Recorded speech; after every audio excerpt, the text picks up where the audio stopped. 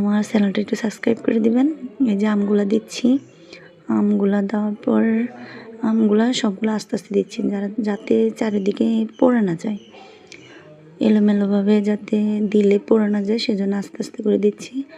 দেওয়ার পর আমি এগুলোর পরিমাণ মতন একটু স্বাদ মতো লবণ দিচ্ছি যাতে আমের ভিতরে ঢুকে। আর লবণ কম হলে তো খেতে মজা নাই, যে কোনো জিনিসে খাওয়ার স্বাদটাই তো লবণের কাছে, তাই না?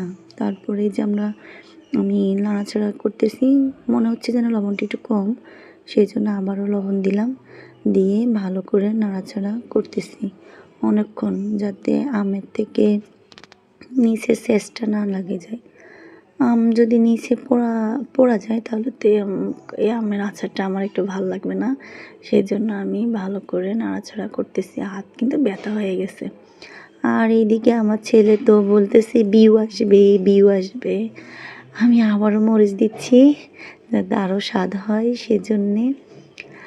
আর এই যে আমের আচারগুলাতে যখন দিলাম, এই যে কালারটা এরকম হলো, দেখছেন কত সুন্দর একটা কালার। তবে আমার মনে হয় না যে আমার হাজব্যান্ডে আমগুলা যখন আচার দিচ্ছি তখন কিন্তু উনি বলতেছে যে উনি আমের আচারটা খায় না, উনি বেশিরভাগ আম সত্য পছন্দ করে। পরে এখন আমি আচারগুলো তৈরি করার পর যখন ছাদ থেকে আনলাম, রাত্রে ওনারা বাবা মেয়ে ছেলে 3 জনে বসে একদম ডিশের অর্ধেক শেষ, আর অল্পটুকু আছে, ওইটারও আপনাদেরকে আমি একটু দেখাবো কীভাবে ওনারা শেষ করলো। আচারটা এখনও শুকাই নাই। এই যে দেখেন আমার সিম্পলভাবে একটা লুক আসলো। তারপর আমি স্বাদের জন্য, টক তো অনেক, সেজন্য চিনি দিলাম। আমি আমার আপুকে ভিডিওগুলো দেখালাম, সে বলতেছে প্রচুর চিনি লাগবে। আমি বললাম যে আমি আধা কেজি চিনি দিলাম, বলে যে আরও লাগবে।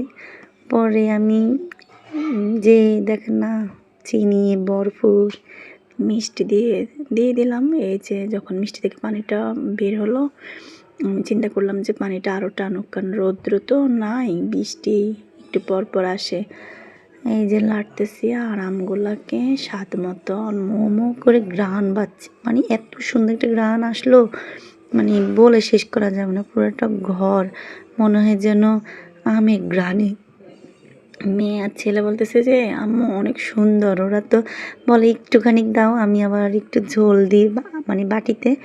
দুজনে অনেক মজা করতেছিল, খাইতেছিল। আসলে সন্তানদের মুখের হাসি অনেক ভালো লাগে, যখন কোনো কিছু স্বাদ হোক আর না হোক, মায়ের হাতের তৈরি জিনিস তো